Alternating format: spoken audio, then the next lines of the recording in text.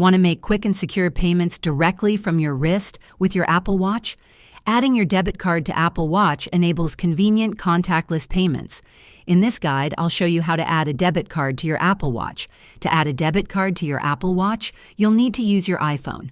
Open the Apple Watch app on your iPhone.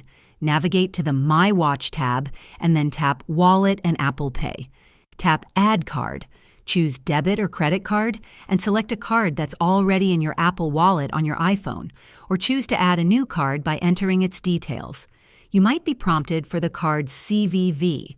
Finally, your bank will likely require verification. This could involve receiving a one-time code via SMS, email, or a call. Once verified, your debit card will be active on your Apple Watch, ready for secure contactless payments. And there you have it. Adding a debit card to Apple Watch is simple and convenient. If this video was helpful, give it a thumbs up and subscribe for more tips.